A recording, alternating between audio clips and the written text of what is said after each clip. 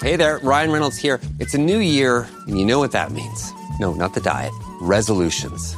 A way for us all to try and do a little bit better than we did last year. And my resolution, unlike big wireless, is to not be a raging and raise the price of wireless on you every chance I get. Give it a try at mintmobile.com/switch. $45 upfront payment required, equivalent to $15 per month. New customers on first 3-month plan only. Taxes and fees extra. Speed slower above 40 gigabytes on unlimited. See mintmobile.com for details. I think you're on mute. Workday starting to sound the same? I think you're on mute. Find something that sounds better for your career on LinkedIn. With LinkedIn Job Collections, you can browse curated collections by relevant industries and benefits, like flex PTO or hybrid workplaces, so you can find the right job for you. Get started at linkedin.com/jobs. Finding where you fit. LinkedIn knows how.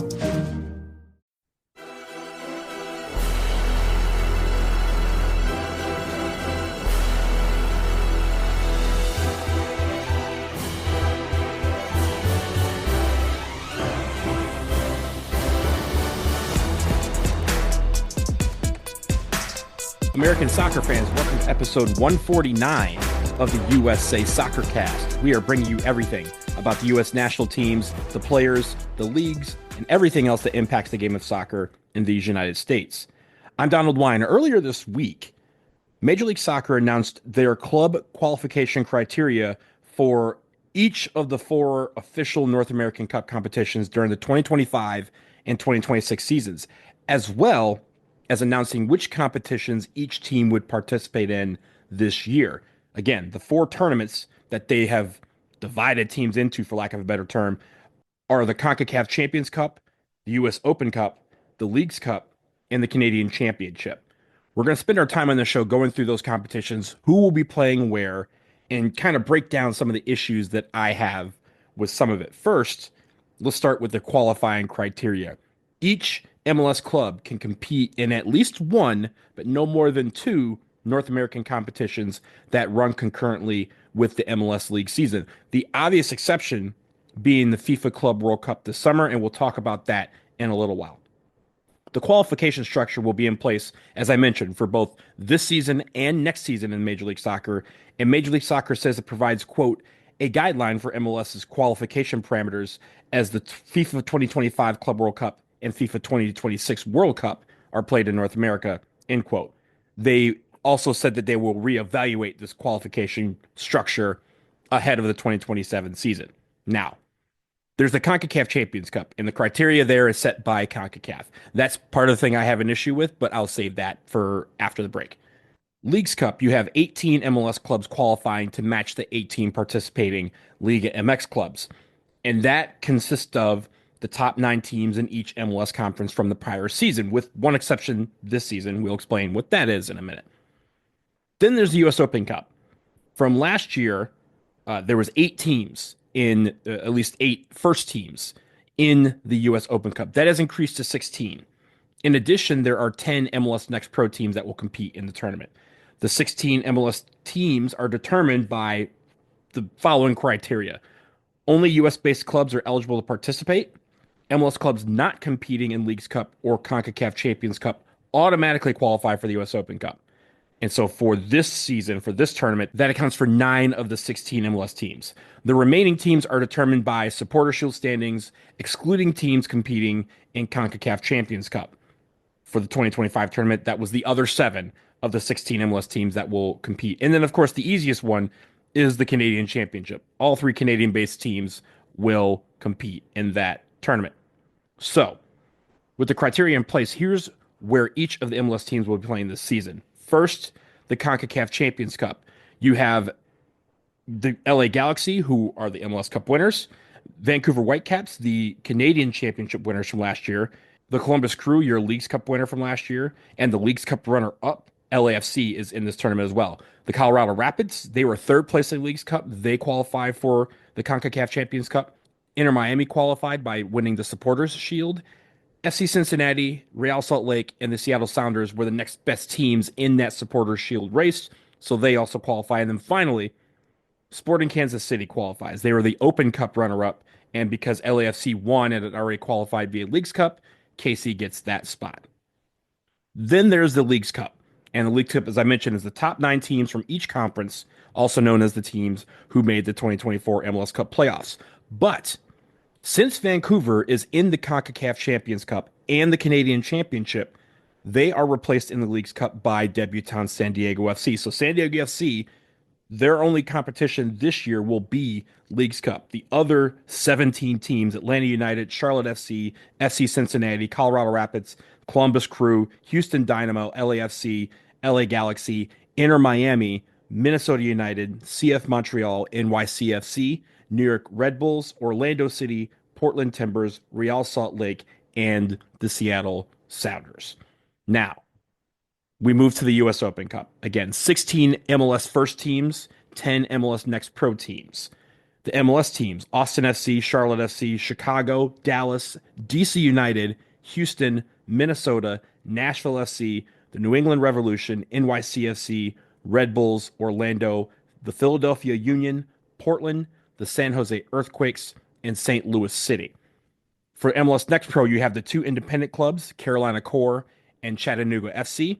And then you also have some of the 2 teams, FC Cincinnati 2, Columbus Crew 2, LAFC 2, Inter Miami 2, Sporting KC 2, Real Monarchs, Tacoma Defiance, and Ventura County FC. And then finally, of course, the 3 Canadian-based MLS teams, CF Montreal, Toronto FC, and Vancouver Whitecaps, will compete in the Canadian Championship.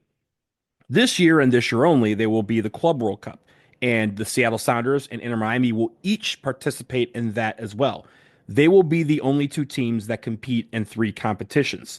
They will skip the Open Cup because that will occur during the Club World Cup, and that is the only way that this makes sense for them. Their MLS Next Pro teams are taking part in the Open Cup in their absence. So you have teams playing in multiple competitions, and you have teams playing in just one competition.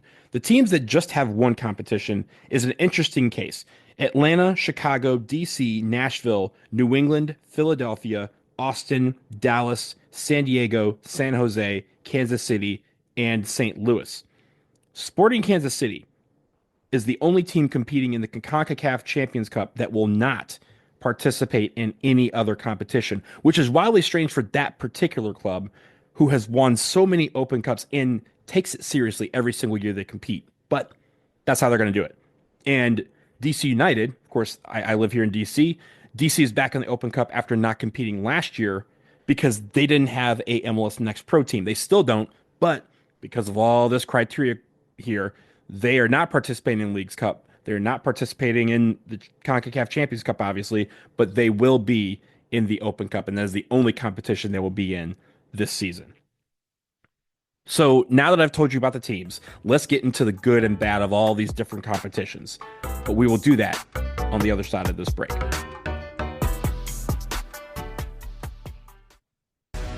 Hey everyone, are you looking for the latest gear for your U.S. national teams, Major League Soccer, the NWSL, or any other team in the world of soccer?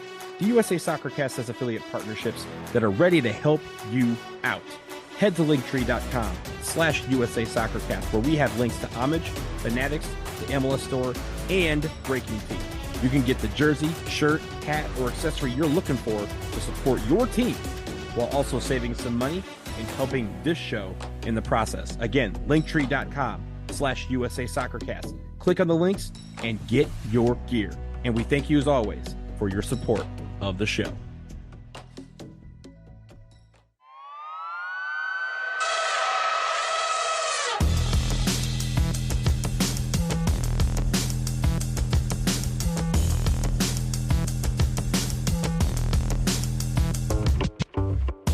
We're back and we're discussing Major League Soccer's distribution of teams for the various cup competitions this year. All 30 teams will be competing in at least one of the major cup competitions in the United States and Canada.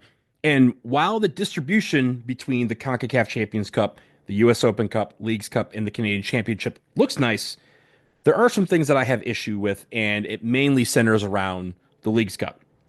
You get a case in this instance of the haves and the have-nots. With the Leagues Cup, before you had all of the 18 League MX teams competing, you had all 29 MLS teams competing. And the Leagues Cup gets 3 spots into the CONCACAF Champions Cup, while the US Open Cup and Canadian Championship only get the winner. So the 18 MLS teams in Leagues Cup, they have a better chance of qualifying for the CONCACAF Champions Cup, while the teams that are just in the Open Cup or just in the Canadian Championship, they have to win the whole thing. And there are no spots for second place. And of course, they're competing with several other teams outside of the league, as they should. And I think the distribution of number of spots to the CONCACAF Champions Cup gives a heightened importance to Leagues Cup over the National Cup competition. And that just shouldn't be the case to me. Everyone should be participating in the Open Cup in my mind, and the Leagues Cup should just be kind of an ACC Big Ten Challenge format. What do I mean by that? It should not be a month-long tournament where basically the whole league has to stop and do this tournament, and everyone kind of has to pause in the middle of the year. Instead, what I would propose for the Leagues Cup is you have 2 days midweek in early August. You do a Tuesday and a Wednesday, and you do it on a date that doesn't affect the Open Cup. You have 18 matches, 9 in the United States and Canada where MLS teams are at home, and then you have 9 in Mexico with Liga MX teams as the home team. You play those 18 matches over the 2 days, 9 on each day. The winning league gets the trophy, the Leagues Cup trophy, and they get to host the Campeones Cup at the end of September. Then, with the CONCACAF Champions Cup spots from the Leagues Cup, you redistribute them to the Open Cup, and every team participates. If you also want to give some more spots to how teams finish in the MLS regular season, cool, go for that. But the Leagues Cup, in my mind, is a cup created. It doesn't have the prestige, and you've seen that even the format has changed because many of the teams, especially the Mexican teams, don't feel like they're getting anything from it, and it's too big a disruption to their calendar. So it shouldn't have the importance it does in the form of the number of teams that get into the CONCACAF Champions Cup. And we shouldn't be denying teams the pathways to getting into that major competition. That's the competition that everyone aims for by winning one of these other ones. And by distributing the teams amongst all of them, you give some teams more chances to get into that CONCACAF Champions Cup. And you have some, again, the have-nots, who really have to fight and scrap for the one spot that they may have. There's also schedule congestion. And the league has just never made a lot of sense when they make the moves they do under the excuse of schedule congestion. It's congestion that they've created with adding a month-long tournament in the middle of the season and a playoff format which takes almost 2 months to complete. And it has multiple breaks in the middle of it. And that should be addressed first. Again, if you have this ACC Big Ten type of format for the Leagues Cup that I'm proposing, then you can have it with minimal interruption to the calendar for both leagues. And all teams participating in it just get one extra game instead of upwards of 6 or 7. That makes the most sense. And you can provide more excitement among fans rather than it just being another month-long tournament that the fans don't really care about. And I personally would put every team in the US Open Cup, give that tournament more CONCACAF Champions Cup slots, and let teams go at it. Sure, MLS runs the rest of other leagues having teams that qualify for those spots by advancing in the tournament, and that's the beauty of the cup set. Of course, except when your team is the one being cup set. But every other nation does it this way. This is the one area of soccer where we should be like everyone else. It's a true competition, and MLS should be embracing it instead of running away from it because it doesn't make the most money. If they found it to be important and treated it as such, the importance of the competition in the eyes of fans would continue to increase. And fans love this competition. They love the cup set. Again, when it's not affecting their team. Use that to your advantage. Use that, accentuate that, live for that, embrace it, celebrate it, but don't run away from it. I think the league has a lot of issues. Obviously, we love this league, but they can do better in a lot of areas. They can do better to highlight the incredible rivalries in this league, including the ones that served as the foundation this league was built upon, Hello Atlantic Cup. They can figure out how to bring preseason games to the masses so fans can get to know some of these players in advance of the season. Don't just show the games featuring Messi and friends. Show the Coffee Pot Cup between DC United and the Charleston Battery. Show the Golchella preseason tournament. San Diego is starting up. It's their first year, and fans are getting to watch them for the first time. Broadcast those preseason games. I know I'm trying to spend other people's money here in the form of production costs, but the diehards who would watch these matches are going to be the ones that bring their friends and family to the games, and they will have the knowledge from which new fans will use as their foundation to get into this league, to get into the teams, and to get into the players. They can continue to increase the access. They just announced today that T-Mobile and Metro by T-Mobile customers will once again get MLS Season Pass for free, and that is a start. I say that as a T-Mobile customer, that is a great thing. And T-Mobile has done a lot to help gain access to different sporting events through their app. And getting MLS Season Pass available to more public places makes it where fans can always find the game no matter where they live. And they have to do a better job of marketing these games that are available for free on Apple TV and make sure people know how to access it if they don't have Apple TV. They have to figure out how to get games on televisions, in bars and restaurants, public places, so that they don't have to work hard to watch the team playing down the street if they can't make it to the stadium. And you need that foundation to be sustainable once Messi leaves the league. He will not be playing until he's 95. He maybe has 2 years left. Maybe even one. You have to figure out how to keep fans, bring fans into the league, and then keep them once he leaves. He cannot be the only reason people flock to Major League Soccer. This is a personal request from me. The final thing I have is bring back the local broadcasters. They know the communities, they know the teams, they know the fan base, and they can tell the stories that MLS wants to tell that would resonate with these communities. They know what stories we would want to hear. They know what players we would like to learn more about. They know about the teams. And that would help so much with the quality of the broadcast. And again, you can build followings just like they did when teams were bouncing around from local channel to local channel. It's important to keep those links. It's important to keep that bond with community. And it's important to have the voices of those communities speak through on MLS Season Pass. That's something that they got away from when they made it. I understand what they were looking for.